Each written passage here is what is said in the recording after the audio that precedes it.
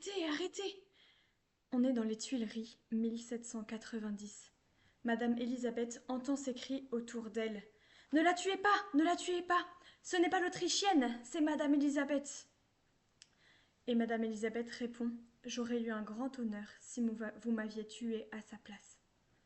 Bien, chers enfants de Notre-Dame-des-Neiges, aujourd'hui, nous allons rencontrer une grande figure de sainteté qui a beaucoup marqué l'histoire de France et l'histoire de l'Église, Madame Élisabeth. Sa cause de béatification a été introduite en 2017, donc tout récemment. Mais qui est cette Madame Élisabeth qui est prête à donner sa vie pour la reine Marie-Antoinette? La petite Élisabeth est née le 3 mai 1764. Elle est la fille de Louis Ferdinand et la petite-fille de Louis XV. C'est la 8e de la fratrie, la dernière. Elle est la sœur de Louis XVI. Petite, très tôt, elle perd ses parents et donc est orpheline à 3 ans. Elle a un caractère débordant et de vie, mais tout le monde l'aime bien. Pour toute la famille, elle est comme un petit printemps.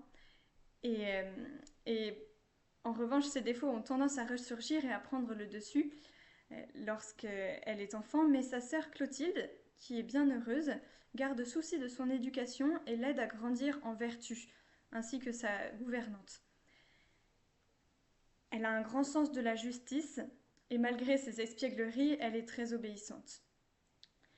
Sa conversion, comme elle l'appelle, elle a lieu lors de sa première communion.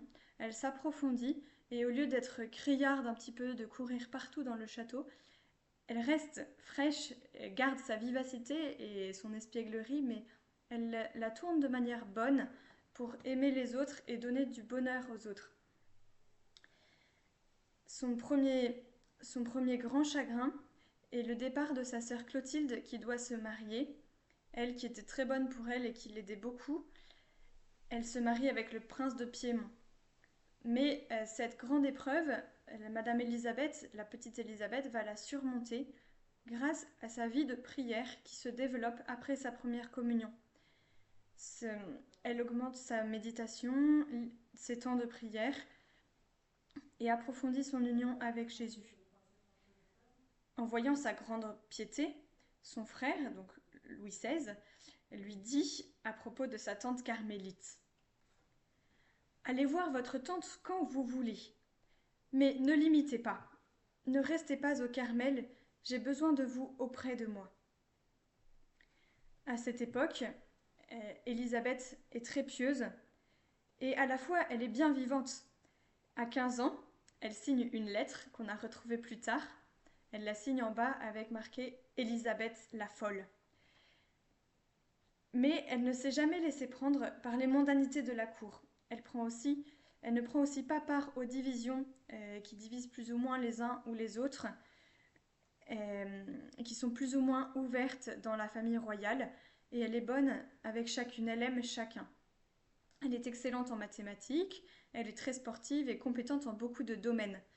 Et cependant, elle pratique le tout avec modération et avec effacement, et elle se consacre davantage aux œuvres de charité, se réfugiant quotidiennement dans la prière, particulièrement à la Vierge Marie et au Sacré-Cœur de Jésus, pour lequel son amour va grandir de plus en plus.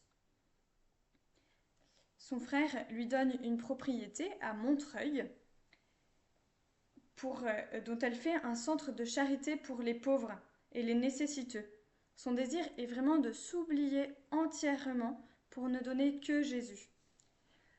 Là, elle va écouter les gens du peuple, visiter les malades et en même temps, elle commence à pressentir des grands bouleversements dans la société.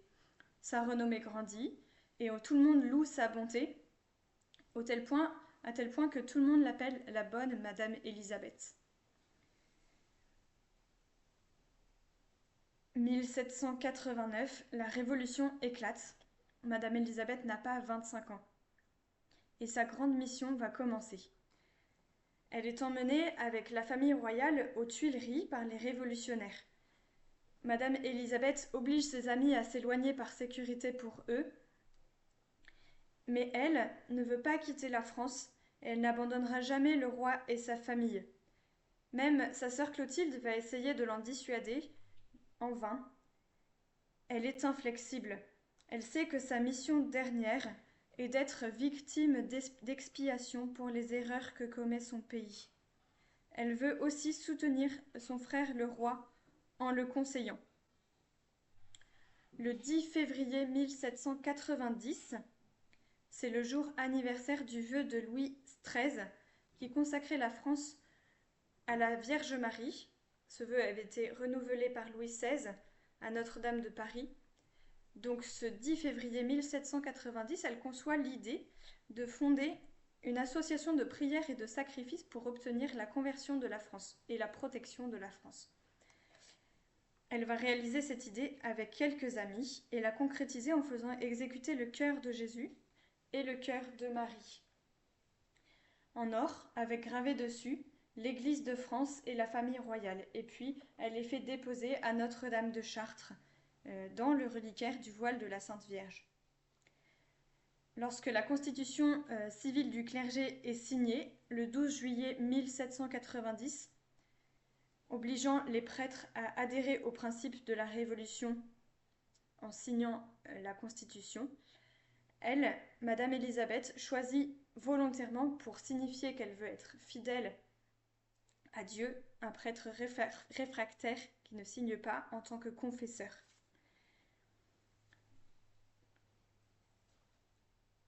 À la prison du Temple, malgré la dureté des gardiens, Madame Élisabeth reste le réconfort et le rayon de soleil pour chacun. Elle est un appui pour le roi, douce et sérieuse. Elle est jeune et gaie avec les enfants et pleine de délicatesse pour la reine, qui en fait sa conseillère et sa confidente. On dit qu'elle est l'ange consolateur de la famille royale. Elle voit toute la famille partir de la prison pour aller à l'échafaud, ou pour les enfants être emmenés on ne sait où. Dans la prison, elle approfondit sa vie de prière et le dernier valet de chambre qui restait auprès du roi pouvait dire d'elle, il a témoigné qu'il pouvait agir en tout naturellement sans que la princesse soit dérangée dans sa prière tellement elle était absorbée. Et c'est dans la prière qu'elle trouvera sa force, la force de tenir dans cette situation où elle a des interrogatoires sans cesse, des humiliations sans cesse. Et c'est au cœur de Jésus qu'elle se voue, c'est lui son refuge. Elle est aussi très intelligente et les gardes ont mis du temps à se rendre compte qu'elle communiquait avec certaines personnes par un langage gestué codé qu'elle avait inventé. Et grâce à cela, elle a permis au roi Louis XVI de pouvoir se confesser et communier à son confesseur, donc un prêtre non-jureur, avant de partir à l'échafaud. C'est grâce à elle.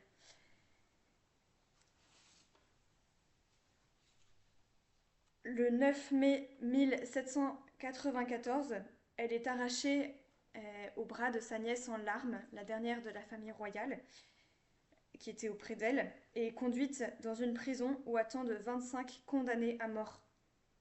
Et là encore, elle va les aider et les préparer à mourir. Elle est encore un ange consolateur. Elle trouve ce qu'il faut dire à chacun et pour remonter leur courage. Les jours qui précèdent son exécution, elle va supplier pour qu'on lui procure un prêtre pour pouvoir se confesser et communier, mais en vain, cela lui est refusé. Et lorsque le jour fatidique arrive, le jour de l'échafaud, elle ne perd pas son courage. Sur le passage de la charrette où elle se tient avec les condamnés à mort, elle se dirige vers la place où elle va être exécutée. Le peuple l'admire et ne l'insulte pas, comme pourtant c'est son habitude lorsqu'il y a des condamnés à mort. Et tous les autres condamnés se regroupent autour d'elle. Et à l'arrêt de la charrette, elle se lève la première et elle dit à ses compagnons : nous allons tous nous retrouver au ciel. Chacun à leur tour, les femmes l'embrassent, les hommes ploient le genou, tandis que la princesse récite le De Profundis. À son tour, elle passe la dernière, elle gravit l'échafaud avec fermeté et détermination, et la tête tombe. Tous ceux qui ont écrit sur ce moment, qui ont donné leur témoignage, s'accordent pour dire qu'à l'instant où Madame Élisabeth mourut, une odeur de rose se répandit sur toute la place. Et maintenant, faisons nôtre cette prière que récitait Madame Élisabeth au cœur de Jésus, à Dieu,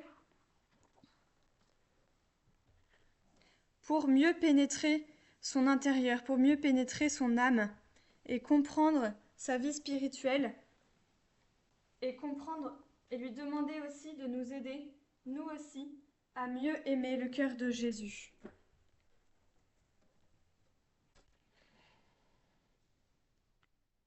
Que m'arrivera-t-il aujourd'hui, ô mon Dieu? Je l'ignore.